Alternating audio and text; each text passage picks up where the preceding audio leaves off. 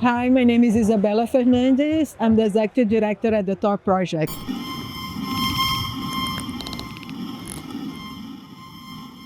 Tor is an open source tool that can anonymize your traffic on the internet. So we have two components of this tool. One is a decentralized network, and another one is a browser that helps you connect to that network and protects you. So when you're using Tor and browsing the internet, nobody knows who you are, and that's how we help people protect their privacy online. How I got involved with Tor? Well, I actually comes from the free software movement. I'm from Brazil, and in the late 90s, I got involved with it. So over the course of the years, of course, I learned about Tor even before I worked for Tor. I knew it existed, and I was installing Tor for people to use and protect the privacy online. For instance, I used to work for the Brazilian presidential palace to migrate things to free software. And in 2006, I was installing Tor because in the presidency of a country, people need privacy online. So I was installing Tor for the workers or the people who were working close to the president. Fast forward, I move on with my life. I moved to many jobs, and eventually in 2015, Tor was hiring. So I applied for the job and I started working at the organization, first as a project manager. And 3 years later, I took the executive director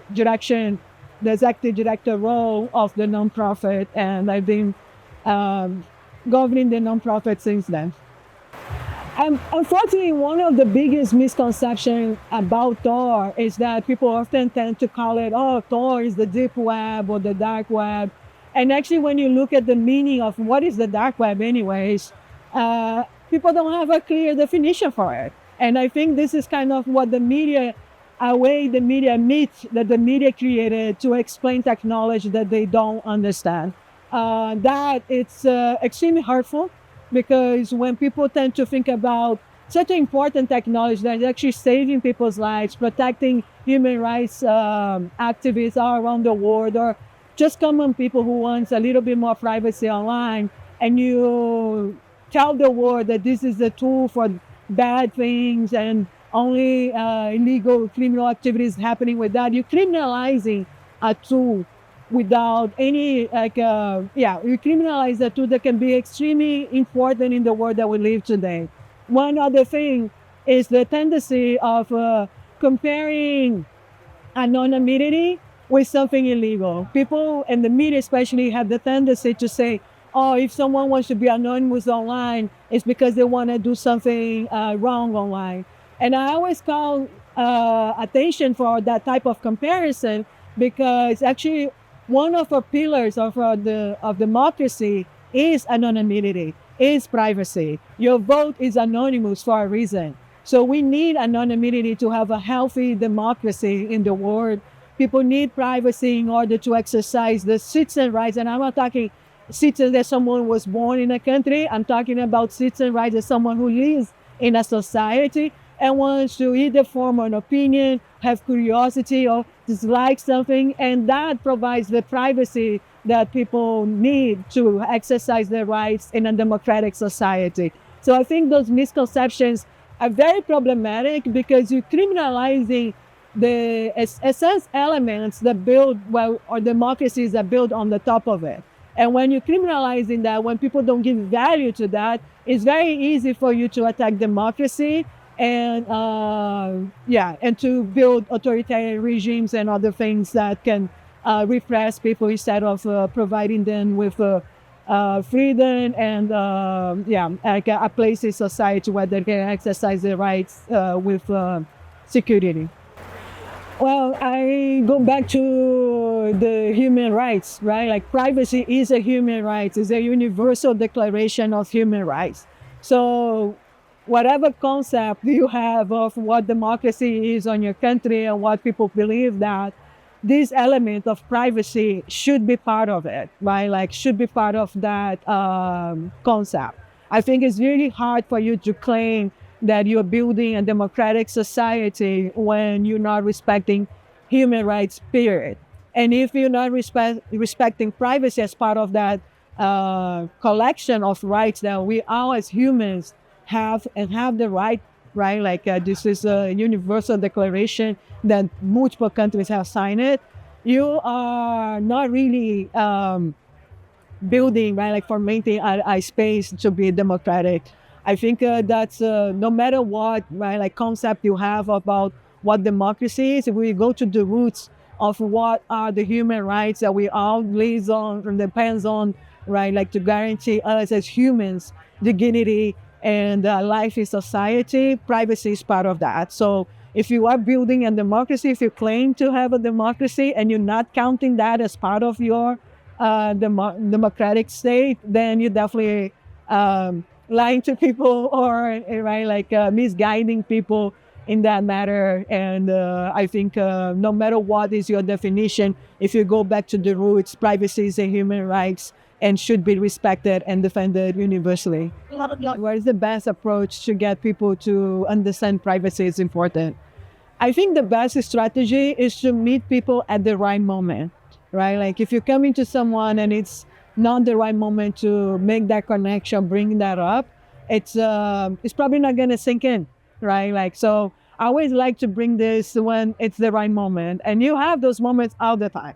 For instance, you might be with your family and then someone makes a comment, oh, the other day I was talking about bikes and now I see ads about bikes everywhere on my phone, da da da. And then that's the moment, right? Like that's the moment where you say, well, is that a way for you to be online where this kind of things, like your interest is not going to become advertising that will follow you everywhere, right? Like, and you can explain to people that it's as simple as any other browser. It's not a hacker tool, right? Like it's a fork of Firefox. So it's going to work just like any other browser. And actually, as a matter of fact, we have a lot of use cases inside of Tor, like that, of people who use the store that I love to always mention because the spectrum is very broad. People think that like, oh, Tor is a tool for people who really need to protect themselves. And actually, no. We have people who use Tor, for instance, a father of teenagers. Teenagers are in a phase of life that can be terrible. They have 20,000 questions about drugs, about sex. And of course, they will go to the internet to search about those topics. And this father educated his kids to use Tor, to do that on Tor. Why? Because they're young. And if they don't use something that will protect their privacy online, those questions, those interests might follow them for the rest of their lives online. Might be data that is aggregated to their persona, to who they are online, and follow them for the rest of their lives. We have doctors, for instance, who use Tor to search about the patients because they care about, right, the patient's privacy. They don't want that search to be associated with the case that they're treating.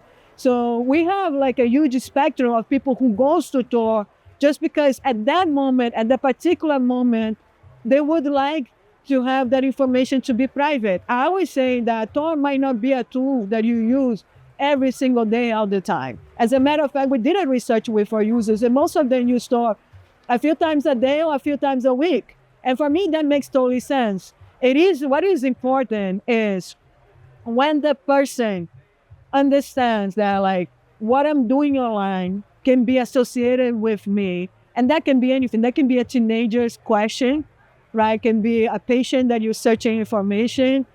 And when people knows and understand that those that data that's being generated can be associated with you and probably for the rest of your life, because the internet doesn't forget, people will want to protect themselves. So what is missing is for them to understand what to do, what to use. So I always tell people, with this browser, whenever you have that moment, you can easily open and use it, right? Like, and you can protect yourself. So it's all about meeting the people at the right moment, right? Like it's really hard if I go around, I don't know, in the streets here, we are in Berlin, the streets in Berlin saying you need privacy online, like the internet's collecting your data. Maybe 1 out of 10 people will stop and listen because I'm passing by. They are not thinking about it. I'm not meeting them in the right moment. But that's the key of it, right? Like you need to meet people in the right moment. And people will have different reasons. You should not assume that everybody has the same reason, everybody has the same need, everybody wants to be to protect the privacy at all the times. Sometimes people will be okay with sharing some data, right? Like it might be part of the experience that they are having with the tool, and they will be okay with that. So you need to meet people at the moment they are at. And there's two things, right? Like meet people at the moment they're at and build tools that are simple and easy to use for them to know they exist, that they can shift to those tools whenever they want to shift to it. Sometimes that is a moment of need, right? Like of unexpected need that occurs. And that can be when something like a country censors or blocks an app or a website. Right, like I'm from Brazil. Brazil, from time to time, we block WhatsApp, we block Twitter. It's not a long block, it's a temporary block, but at those moments where people are like, okay, how do I access this? How do I access Twitter? How do I access WhatsApp? And that is where you shows up with the tool that can help them, right? Like, and you teach them, okay, you can be using this tool because on the top of allowing you to access something that is censored, it does not collect your data. So nobody will know that you're using this tool to do that. So there is another layer of protection.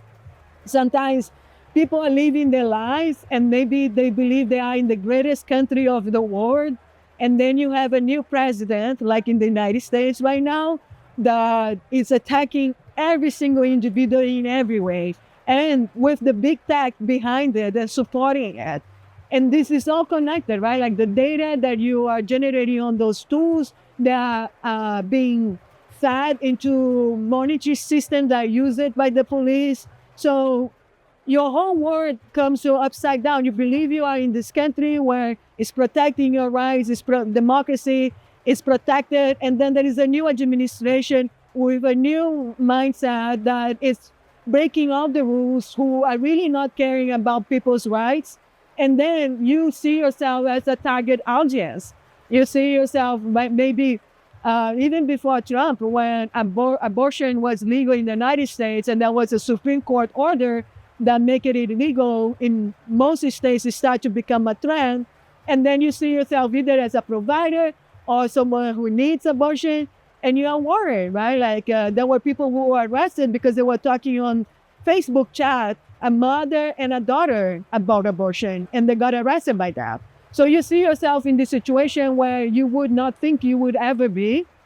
And you need to learn a little bit more about protecting your data online. And it can be overwhelming. People might think like, oh my God, what am I gonna do? And that's where we come in. And that's where we come in with very easy tools to simplify that to people and show that it is possible to protect your activity online and doesn't need to be overwhelming. It can be just like your normal experience when you're browsing the internet without Tor. It can be just like that. It can be as simple as any other browser that you have used in your lifetime. Yeah, like I said, so integration, right? Like of this movement with other movements, old generations with the new generations, right? As I said, I come from the free software movement from the late 90s when the internet was just starting, right? Like free software was booming, and we won that, right? Like I tend to joke to say that my introduction to free software was out of necessity. A lot of the things I wanted to do in a computer, I could not do it because I didn't have the money to buy the software to do it, or even my computer was too old to actually work to do it. And with Linux, I could use old hardware. I could do sophisticated things on the computer that I would never be able to do. And that's how I taught myself a lot about technology. And during that time, we were builders, right? Like we were building a lot of solutions to social movement, to people, to adopt technology. Like technology was just starting, internet was just starting. There was no cell phones. I'm talking about a moment, right? Like where these movements were very far away from technology and we were bringing technology to them. I think over the course of the years, what ended up happening with big tech especially is that, of course, the social movements continues there, but they end up giving out to that technology instead of the ones that we were providing for different reasons, right? Like hardware itself changed over time. Things that we were doing in a computer became a phone. So a lot of the things that you were doing on the phone, all these apps aggregate, they are part of the big tech, right? Like they come for free on your phone, so it's very convenient. And they adopt the technology, but they adopt the wrong type of technology, let's say, to do the work, to do the mobilization that they're doing, right? Like to spread the word, to put it out on the internet, the campaigns and the work that they're doing. So I think that was one thing with us as social movement, right? Like us as the people building free software and other types of technology and trying to get social movements to adopt them. And then over time, social movements start to adopt technology, but we were not big enough or could keep the pace with what was happening, and they end up adopting the big tech technology. Perfect. On the movement about digital rights, I also saw a tendency of the new people rights with the whole all the rights to do so, but like looking more about regulation and legislation and try to control big tech towards it. I think right now what we need is aggregation of all of that. I think we need, every time we're talking about digital rights, that we are having an event like this or conversations like this, we need to have East South Fast together with it. We need to show people the technology that is the alternative technology they can be using. And I'm not talking about Tor. I'm talking about every type of technology in everybody's day-to-day life. If you use, let's say, Uber to call a car, like to give you a lift, you should be able to use an equivalent of Uber, but it's owned by a co-op where the workers are actually making better money and your data is not being sold, right, like to third parties, etc. So you should be able to have that alternative. So I believe that we need to have, yes, we need to have the people fighting for digital rights on the regulation side. We need to have the builders together with that fight, and the movements, the grassroots movements, the social movements, be integrated on it. And I will be talking more about this, but I'm calling this digital disobedience. Just like when you have civil disobedience, where people block a street to protest and call attention, every time that you are picking an alternative technology that is not part of the big tech, you're promoting digital disobedience. And I think we need to keep promoting that and scaling that to a level where we will, just like civil disobedience, right? Like you might start with a small road blockade, and eventually you might get like hundreds of people to support you, to support your cause, and you can make a big disruption that actually will change the system. So I think we need to do that. It is a slow work. It means that you need to go to the small group, right? I'm talking about municipal levels, right? Like I'm talking about community levels, and not segregating anyways, right? Like you need to be inside of public schools. You need to be talking with public healthcare workers. You need to be talking with co-ops. There are plenty of examples from social movements where people have created alternative ways of organizing business and sustainability for those communities. Why that is not like marrying with the alternative tech that we're building, right? Like, so I think we need that. And I'm very excited because right now in Brazil, there is a movement like this happening with over 200 organizations part of it.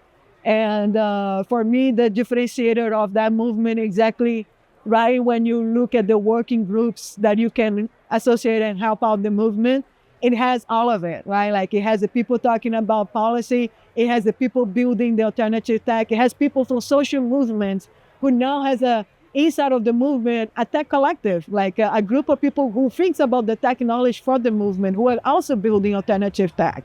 So it also have people who are doing the traditional civil disobedience and direct actions, right? Like, so it's actually aggregating people from different fronts. It's not just like the policy people or just the technology builders, right? Like it is aggregating everybody on this mission, because I think what people are realizing, and this is very much clear, if it wasn't clear before, when you saw Trump inauguration, all the big CEOs at that inauguration, if you haven't got it before, now is the time to get it, right? Like they are associated, this power is even bigger and stronger than governments. They have more money than a whole country's GDP. So that is an association. So if you are fighting for a better world, you are fighting for any right, like human rights, or you're fighting for climate justice. If you are in this struggle, you have a layer related to technology that is part of your struggle.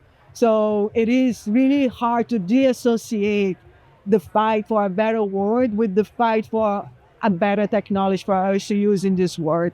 So we need to bring all together. Right now, it would be digital disobedience. It would be an act of resistance, but also it is at the same time an act to build the world that we want.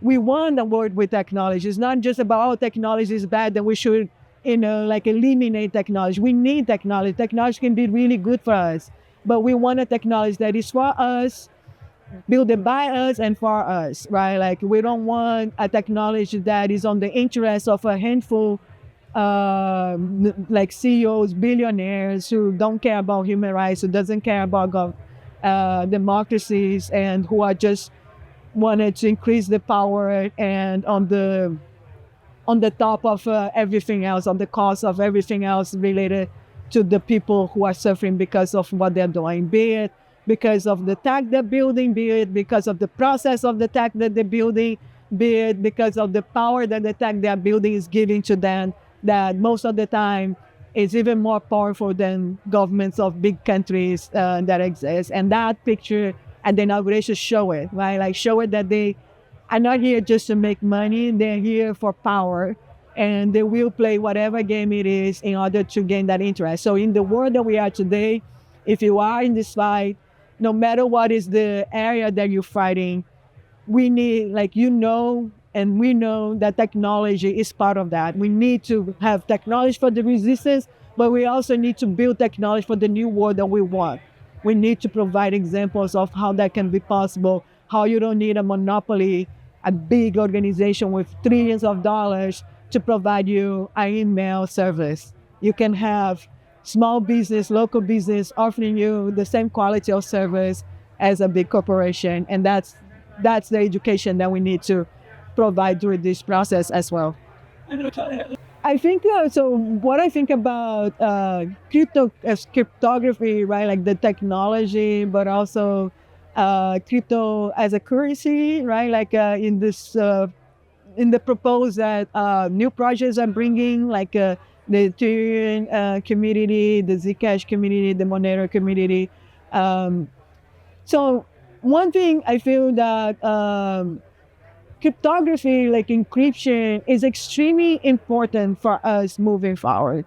And I think this community, I always joke that maybe the Tor network is the older cousins of the blockchain network in a way. I think it comes from a very similar vision, right? Like where cryptography and decentralization can be very robust infrastructure that you can trust. And that is super powerful because normally when you think about infrastructure, there is someone controlling that infrastructure, right? Like, and there's a lot of power on one person's hand. So, and this can be used for multiple things. And I think sometimes people miss the point of that. There's a lot of idea that like, oh, blockchain is just about money, for instance, which is not. When I tell people that the universal healthcare system in Brazil uses blockchain, people are like, wait, a healthcare system using blockchain? It's fantastic. It's amazing to store information. Of course, this information is encrypted, but it's a way to preserve the medical records of people, right? Like it's extremely important, and it is open source. It is infrastructure that a country like Brazil can easily build on the top of. But then you also have the use case for financial transaction, right? Like, and I think it gives a different type of freedom because you can rethink that relationship. You can rethink what is monetary transactions anyways, right? Like what this comes from. Maybe you can go to the source of it, the origin of it, right? Like which was for sustainability, for exchange of goods, and for people to actually do that, right? Like in the old days, I would change my car for goods, but like how I actually would find that one person that has all the goods I want. I want, like leather, I want milk, I want eggs. Like I would not find a merchant that has all of it. And that's where currency comes into play, right? Like it comes into play, okay, here's my call, I get the currency, and with this currency, I go to the individual merchants that has all the goods I'm looking for, and I can buy them separated, right? Like, so it's a matter of exchange and sustainability. It was not a thing for speculation. I think for what you see banks, right? Like banks make money off money, right? Like so you see how capitalism built a bunch of structures on the top of that at the end of the day doesn't benefit society as much, right? Like and actually create a lot of problems for society. And when you have this control and decentralization, for instance, you have countries who can sanction other countries, and then they are locked out of the financial world. So I feel that cryptocurrencies can bring control back to the people in order to build economies, to build relationships that is independent of the normal currency, of the fiat currencies that right now is controlled by decentralized powerful models, right? Like that can easily give or take anytime they want, just like with sanctions, right? Like, and it's very powerful. I feel that a lot of people don't see, just like when the media talks about Tor and the dark web, the media always try to paint cryptocurrencies as something obscure or hard or something that is probably related to some scam or some illegal scam or some scam to try to get rich fast. Why? Because they're bringing examples of the financial monetary system that they know. They cannot see that this technology can build different relationships of economy in the world. And they are blinded, right? Like by the system around them that they are familiar with. And they try to compare this new technology with that, what they're familiar with. And that's the huge mistake that they have. I think That's right. with the, I just to give some examples, right? Like in Brazil, we have had for a long time communities where they have their own currency, local currencies, not the country currency. And they created ways to generate some values to store that with not technical at all. Most of these, right? Like it's very old tech actually, not like high tech, not fintech. I'm not even talking about. And well, this is about a time before cryptocurrencies existed. So there's always be a need for it, right? Like there's always be a need where a economy needs to happen in a community. And maybe this is an isolated community. Maybe this is a community that is extremely poor and they will not have access to fiat currencies, but they need to have a currency to move that economy inside of the own community. So this is where I feel like a cryptocurrency can be extremely powerful because right now with the technology that we have with phones, right, like we can easily adapt to it and we can easily use it on situations like that.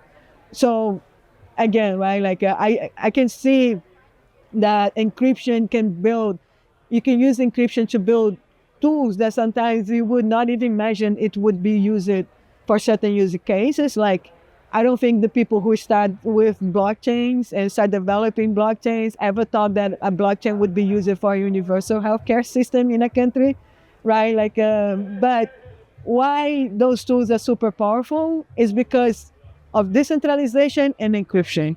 Those are the two main characteristics that differentiate them from other things that are out there that people are offering as solutions, right? And I feel that we need to embrace it. We should not be afraid of it. We should actually embrace it, and we should simplify it, right? Like we should make it easier for people to use and use it on their day-to-day lives. I see a lot of potential with cryptocurrencies to be that. There's a lot of simplification that already happened for people to be able to use it on the day-to-day activities. People who are not super familiar with tech. And now we see the normal tech, right? Like let's call it big tech, normal tech, catching up with it, right? We see the pay wallets coming in and other things coming in as well. So it's becoming more and more familiar for people to use your phone to pay something. So it will be super easy for them to eventually move away from the fiat currency if they want to another currency that can enable different economic systems, different relationships of transactions from the dependencies that we have, from the ones that we have in society today. I feel like, for instance, the technology I'm using on my phone, on my day-to-day life, it's I can identify who actually created, right? Like, especially if it's free software. If I build a solution for, let's say, a delivery app, that solution can be owned by multiple co-ops in different cities. So in my city, I would have a co-op who is running that service to the city, right? Like, I think decentralized that technology like Tor or blockchain, for you to contribute to that decentralization, right now you need to run a server. The server needs to be on data center. It's going to be as easy as pressing a button on your phone, because your phone is a super powerful computer and should be part of that node. So the decentralization will be bigger, and it would be easier for people to collaborate and to support this digital public infrastructure that we would be using it. The business model would not be your data. The business model would be either, right, like the service that you're providing, because there is no monopoly happening, and everything, the sustainability of the service and of the people behind of making this tool will be focused on collaboration. You only can make that word possible if the software is not proprietary, for instance. If the software can be shared by other businesses so they can also create a version of it locally. I think also there would be a huge care around data protection. People would pass the trauma that we are living today, and they will remember the history, and for them would be a huge absurd that you're, like, for whatever reason you need to give out your data, right? Like you need to accept or reject cookies. This would be spoken as, like a barbarian thing from the past, that people will refer to it and be like, how could humanity accept that? How could we be okay with this type of things, right? Like the same way today we look at slavery and we say how humanity could be okay with slavery. And took hundreds of centuries for people to fight back and stop slavery. And there is still some slavery that occurs around the world, right? Like, but yet we move away as a society from that mentality, right? Like, a lot of people don't make this association, but capitalism is spread around the world because of slavery. It was only possible to this idea, this model, to spread around the world because there was century of that model exploring people, enslaving people. So we've been out of it. Of course, there's still a lot of things to fix. But if you ask me 30 years from now about technology, those would be the common sense that people will have when they're relating to technology. They will know the apps on their phone, they are not owned by a CEO dude in Silicon Valley. The app on the phone is owned by the co-op downtown that I know. I pass in front of the office all the time. What I'm doing, right, like the internet provider for my neighborhood is actually from my neighborhood. It's not like a big international company. And because it's owned by multiple local business, internet provider business, data center will also be decentralized in a way, right? Like owned and accessible by multiple people, by those co-ops who are building services. I think also there would be a better notion in relationship to hardware and where we're going with hardware. Right now, we went from a phase where we had control and we could repair things.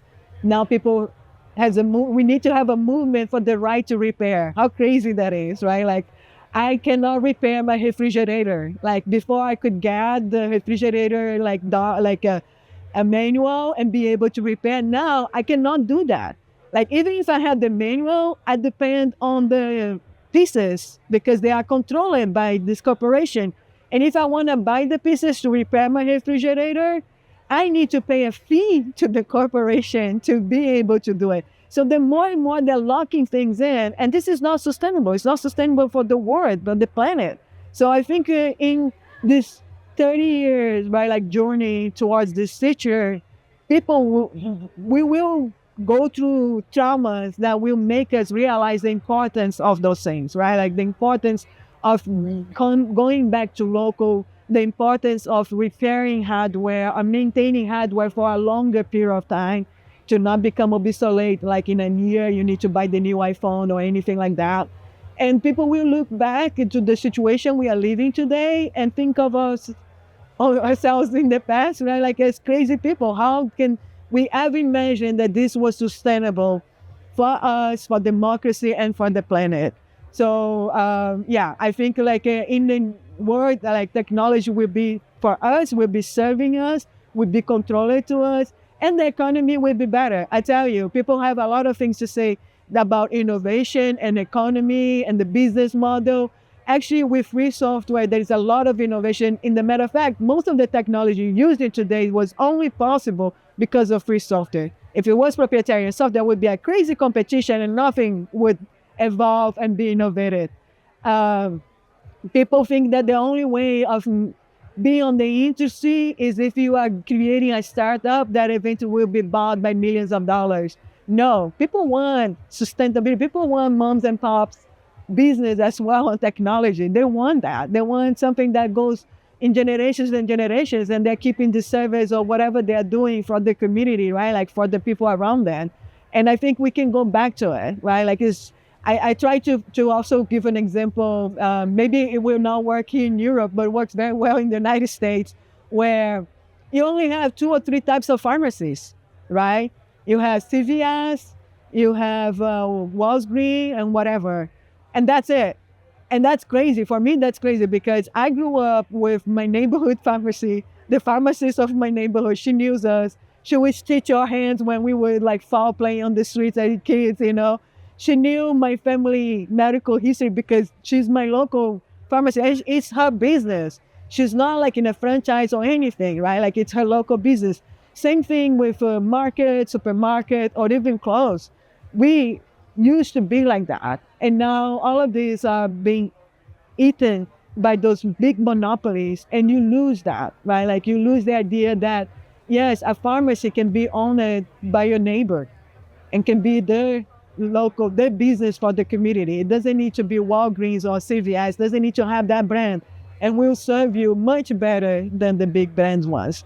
So I think like the same thing goes for technology. And I hope that in 30 years from now, I will be opening my phone and looking at the apps and identifying those apps as apps that I know who is behind it in the good sense, not in the sense of like, oh, I know who is behind it because it's one of the richest person in the world I'm looking on television every day. No, I know who is behind it because that person is part of my community. They, right, like they're part of my life in every aspect of it, right? Like they're not far away trying to create solutions for my contacts that they have no idea what it is. They're super disconnected from it, right? Like, so I think that in 30 years from now, that would be the server side. The infrastructure side would be something super simple for people to contribute and collaborate, right? Like I said, it should be to have a node in a blockchain network or a node that's part of the Tor network. It should be as easy as pressing a button on your phone and you contributing bandwidth to that network right away. And that would be super powerful infrastructure that we can rely on for the public goods that we are using. I love it so much. Right, how I stay optimistic. I think, first of all, I'm Brazilian. We are terrible people. We never give up. We always like on the fight to the end, you know, like, so that is that. But I feel like it's the minimum we can do, right? Like, I think that like no matter how hard the fight might look like, we own the people before us and the people who come after us to keep doing it, right? Like the least that we can do is to maintain this gate open, right? Like for those who are coming after us to keep the fight going. Maybe the things I'm fighting for, I might not see on my lifetime, but it's impossible for me to give up on that fight because I think about the people who will come after me, right? Like I need to give them a foundation. My history in context of Brazil, I had the people who came before me. I always joke that like I'm older than Brazil democracy. So our like the normal in Brazil is one coup after the other, military coup after the other, but we are in a democratic process right now. So who gave their lives? Who devoted their lives to bring this right to vote for our president, for instance, in my country? I know these people. They are 75 years old today. They are alive. They are around me. So I own them, right? Like I own them to not give up.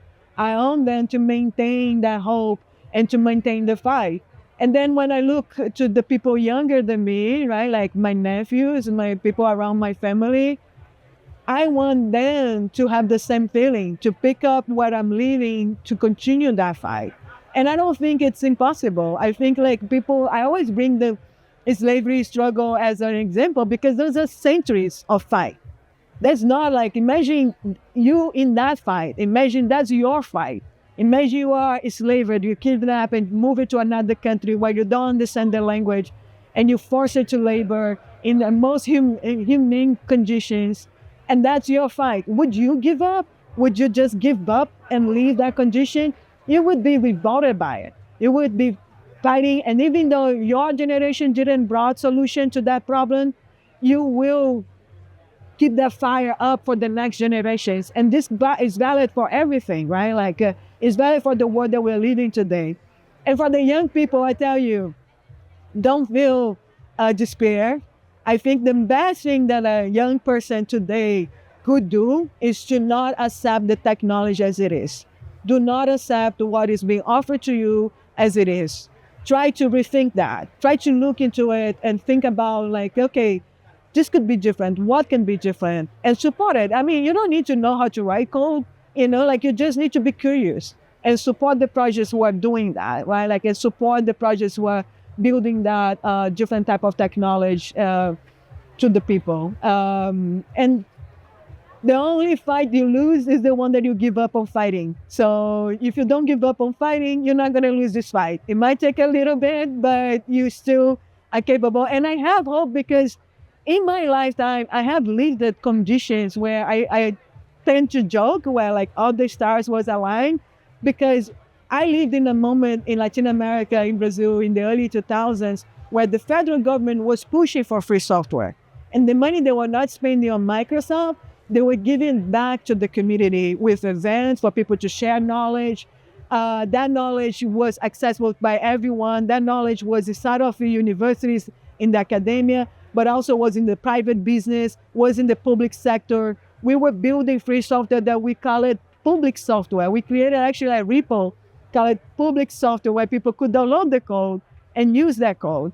And that created like an incentive for creativity, for development, for innovation inside of a country where all we were doing was to download the new version of Windows and that's it.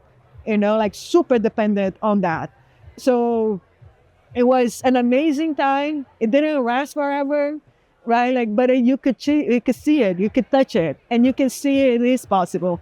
So if it was possible back then, is it still possible today?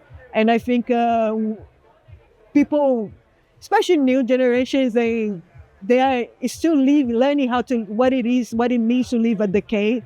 What is the weight of a decade, right? Like how much can change in a decade? So they expect change to become something faster, to come faster, to have an effect on their lives quicker. And it is not about that. I think if you're expecting, I always say, like if you're expecting to collect your chips, right? Like when you go to Vegas or like a casino that you're playing and you're expecting to collect your chips at the end of the night, you're not in the right game. You're probably not going to collect your chips at the end of the night, but it's important that you play the game. It's important that you're part of this fight, you're part of the struggle, and shows what is possible, right? Like what is possible for us to do, what is the world that is possible for us to build. And more than anything, come together as community, right? Like we don't need to agree on everything, but we need to work together to build something better. That's what is important. So don't jump into it with this excitement about like, oh, when I'm gonna see it, when I'm gonna have it. Be happy with what you are building step by step, even if it takes time. Be happy with that because over time things grow. When Tor started, it was an email sent by the founder saying, hey, I had this code, would you run this node and be part of this network? And today, next year is going to be 20 years old. Today we have thousands of people collaborating with this network.